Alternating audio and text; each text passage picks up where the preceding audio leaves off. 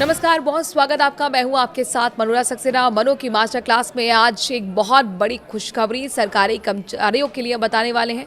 दरअसल प्रधानमंत्री नरेंद्र मोदी की अध्यक्षता में शनिवार को ही केंद्रीय कैबिनेट की बैठक में केंद्रीय कर्मचारियों के महंगाई भत्ते में 2% की बढ़ोतरी को मंजूरी दे दी गई है।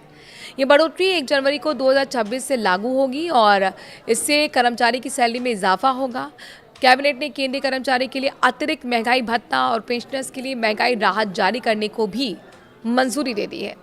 ये बढ़ोतरी मौजूदा 58% की दर से 2% ज़्यादा है, जो महंगाई को असर को कम करने के लिए दी जा रही है। सरकार के मुताबिक डीए और डीआर बढ़ाने से सरकारी खजाने पर सालाना करीब 6,791.24 करोड़ रुपए का अतिरिक्त बोझ पड़ेगा। इस फैसले से लगभग 50 लाख से ज़्यादा केंद्रीय कर्मचारी और 68 लाख से ज़्यादा पेंशनर्स को फायदा मिलेगा। ये बढ़ोतरी 7वें केंद्रीय वेतन आयोग की सिफारिशों के आधार पर तय की गई है, फॉर्मूले के अनुसार की गई हैं। इस फैसले से कर्मचारी की सैलरी में बढ़ोतरी होगी और वहीं दूसरी ओर प्रस्तावित 8वें वेतन आयोग को लेकर भी वेतन संरचना में बड़े बदलाव की मांग तेज हो रही है। इसी बीच national council joint consultative machinery ने सरकार को दिए ज्ञापन में फिटमेंट फैक्टर को 3.83 तक बढ़ाने की मांग की है।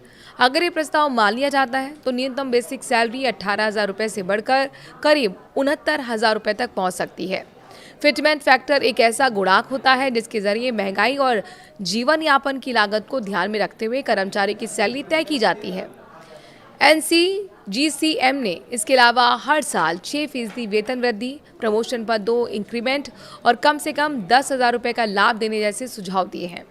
अगर ये बदलाव लागू होते हैं तो देश के 50 लाख से ज़्यादा केंद्रीय कर्मचारी और 65 लाख पेंशनर सीधे तौर पर प्रभावित होंगे।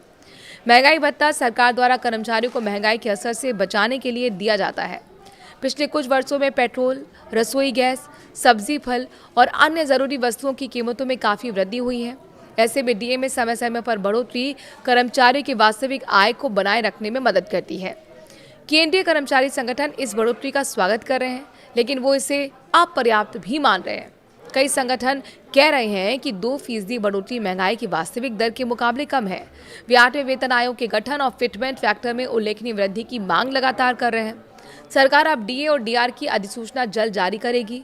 कर्मचारियों को मार्च या अप्रैल 2026 के वेतन में एरियर के साथ बढ़ा हुआ डीए मिलने की संभावना है। या फैसला केंद्र सरकार के कर्मचारी के लिए एक सकारात्मक कदम है, लेकिन 8वें वेतन आयोग की मांग पूरी होने तक कर्मचारी आंदोलन जारी रखने के संकेत भी दे रहे हैं। महंगाई के इस दौर में 2% डीए बढ़ोतरी छोटी राहत तो है, लेकिन लाखों परिवार के बजट में निश्चित रूप से सुधार लाएगी।